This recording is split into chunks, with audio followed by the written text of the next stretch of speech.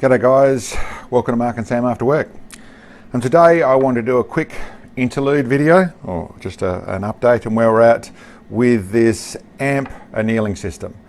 Annealing made perfect. I'm going to do a whole summary when I finish, or part way through this season, where I've done a little bit more loading and got to use a little bit more, done a little bit of working out ESs, so extreme spreads with chronographing loads and things like that to see what differences I can actually see out of what I'm using. But I really have been starting to use this machine and really liking it, and I wanted to actually let you know what I've actually found with it and what I've already assessed out of using this machine. To start with, I suppose the first thing that really came about, and I noticed it straight away, but it's even come more to my attention now, is how easy this machine is to use. With annealing that I've done in previous forms, with the different forms I've tried, and I've tried several different forms, in most cases annealing is a bit of a process which I didn't really see consistency or consistent gains out of. But one of the things about it was always a fair bit of a song and dance, setting up and getting everything right, and a bit of holding your breath and making it all work properly. This machine's completely the opposite. It is really simple to use, really intuitive to use, and very simple to use. And as you can see, I'm prepared to stop halfway through things. This machine is waiting for me. I can put another one in. It's not changing, it's not heat soaking or doing anything weird. It's able for me to stop and carry on, which I've done a couple of times while I'm setting up this video. It's also a point where I'm on my display table here and I'm able to set up and use this system here. Very simple to use. The other thing you'll notice is I'm using it backwards so you can see it. It is very, very simple to use, and really I'm finding I'm going to do research and work it out down the track as to whether I should be doing this every loading cycle or just occasionally, whether it's 3 firings and then anneal, or like I said, every time, or all the different choices. But because it's so simple, it's really easy for me to start to factor in that it's going to be part of my loading process. It's going to be part of my reloading process, I should say. So I'm really strongly looking like it's going to be every time because it's so simple. There are advantages with that. If you're always annealing that brass to always exactly the same place, you're not over annealing to do that side of things, and it can actually keep it at that fresh point, which in the long term is going to build more consistency, where in the way of I'm talking about how your brass is releasing the bullet. And I suppose that's what I should get into, what I've already experienced. And that is, part of my loading process is different to most people, I would say, and I'd confess that to start off with. A lot of people focus on working out exact amounts of grains of powder. They're looking at the right nodes to try and get the right frequencies to try and get this bullet. So letter testing, research in different programs and things to get the nodes you want of exactly the amount of pressure you want versus your bullet weight and your barrel length and twist and all those bits and pieces. And I'm not going to say that's not the case or that doesn't work. It's just not what I do. What I do and what I really focus on, my powder is simply to get the right pressure.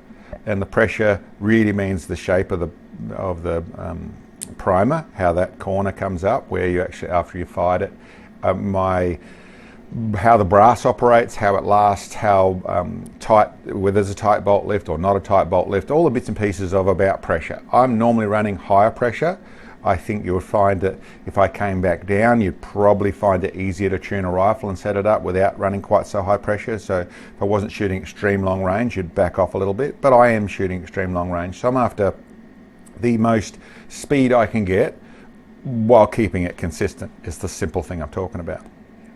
But where I really put a lot of focus into is into making my brass work properly. So my loads consist of good bullets, good brass, good primers, good consistent temperature stable powder is where my concept comes from, and then I put the work into the brass. And that means whatever that brass needs. Ultimately what I want to end up with is a smooth piece of brass that accepts the bullet, and I use my fingertips on my loading press to feel how that goes in. And over the years I've gained a tuned feeling. I know what I'm feeling. I don't want it too light. but I also don't want it to heavy boil. I want a nice smooth feeling, fairly light, probably light compared to most people, but I want it to feel right on the way in, and I really can feel how that goes in. Now that might sound like I'm talking about the dark arts. Listen, I'm a mechanic, my hands do my work for me and I feel a lot. And probably that's the thing I've already noticed. I haven't done enough testing to go with extreme spreads and see what more consistency or grouping or anything that I've really done enough testing yet. But I have done a moderate amount of loading. And over the years of going through and doing all these bits and pieces to the brass, and sometimes that's neck turning, it certainly is always chamfering and prepping the brass properly. I run expandables through things again to get the brass to the size I want it to accept the bullets properly. And there's lots of different things for lots of different pieces of brass. This thing has already made an improvement I can feel. Just simply by going through and annealing that brass, and that is brand new brass I felt a difference to. So that's going to be the particular brass you're talking about. But even some brand new brass I felt some difference to. But more commonly, more notably in 3 firings or 8 firings or 1 firing or whatever it is, to go through and anneal them, there was a smoothness that I could feel, and more than anything, a consistency. I didn't get that occasional tighter one that you'll get out of it. Even though you've sized everything right, that occasional tighter push of when you're pushing your bullet in. And in my opinion, that's a huge thing. The way that brass releases the bullet, and if that is dead consistent and you've got exactly the same amount of powder and your powder's at a stable level, then truthfully, that is a big clue to this whole equation. The moment that bullet takes a moment longer, and I'm talking hundredths of a millisecond, but that moment longer changes the pressure, changes your muzzle velocity, which changes your grouping, especially at long range. So that, I've already felt it. I haven't proved it yet, but I've been super, super happy with. Really nice on that side of things. All of the brass I've done is in the same place. There's another thing I'd like to go through, probably a little bit of a yin and a yang. That is, I've heard a lot of comments about this as to this component is worth it because it'll save you money, because you'll save your brass. Listen, I think that's true, and I think that's not true. It really depends on your brass. In the likes of my 300 Win Mag or my 7mm Rem Mag, the 300 Win Mag, 7mm Rem Mag, yep. In that brass, there's some more consistency I've already felt in the actual annealing the top of it. But the truth of it is that brass doesn't normally stop because of that. It stops because generally, with the loads I'm running, I start to stretch out my primer pocket. So listen, I think I would get more consistency out of my brass through its ride, but the annealing isn't going to help the bottom of the brass. It's only going to help the top of the brass. If you're talking about splitting brass, if you're talking about changing it because it becomes too firm or changing it because the brass doesn't shoot as well, absolutely it's going to save, because this thing's going to keep that brass in that place. And potentially you're moving into, well, I don't know how many firings you're moving into in good, well-made, well-designed brass. If you were changing it because it wasn't being consistent anymore, then this is definitely going to save you money without any question. But if you're having problems with the base of the brass, well, no, I don't believe it's going to change anything at all. The other detail I wanted to point out to people is I saw it as a little bit of a negative when I first found out about this system in talking about the analyzing brass. So the analyzing brass, for those not aware, you can use the analyzing part of this process and go through and test your brass and find out exactly the timing that it wants to run or how it wants to be annealed. You set it all up, go through and do that. The negative part of that was that you had to lose a piece of brass. What's one piece of brass, especially if you've got a fair bit of it? What's one piece of brass? And to get the absolute perfect annealing, it is the only real option that we've got worldwide to do it properly, to analyze your brass properly. This thing is well in front of the gang on that side of things.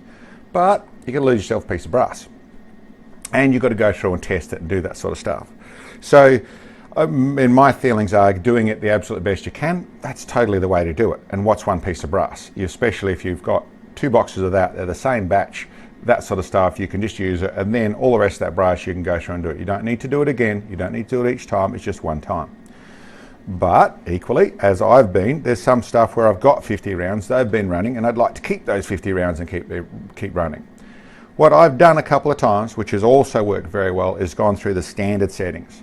They have a comprehensive website at the amp on their website, and you go down the standard settings there and look in there, put in the brass you want, put in the caliber, put in the brass brand you want, and you'll see a whole heap of where people have been feeding back information for the Series 1s of these machines where they had standard settings. And you can look up to the finer details of different lapel brass and the batches on that type. You might have the same on that type of thing. To where I've done a couple of times, I can't find the batch, but I'll try something, get at the measurements and try and see how it goes. There's a grey area there. It might not be perfect. In what I've found really good results with that way as well. So in some places, probably being a little bit lazy or a little bit don't want to waste my brass, where I've had 50 that have been running and I've got something that's close enough, tried it. You're not going by colour, I'm going more by feel. The look of everything, make sure it looks fine, but the feel of everything has worked really well. I'll stress that obviously going with the proper way and analysing the brass is the best way, but there are options for people who, I'm testing both sides of it, but for people who really don't want to waste that piece of brass, then, and that's a real concern to them, listen, there is an option where this system works really well for. So listen, at this moment, the simplicity of using the thing is a real eye-opener to me, but the next bit the reason I'm doing this interlude video to sort of halfway between before I really analysed it, is the feel I was getting was already, give me warm fuzzies. It was really to the level of where, wow, I'm really feeling a difference here. Now, as to what that turns into, years and years of loading, that's what I'm aiming for. That feeling is that consistency I get.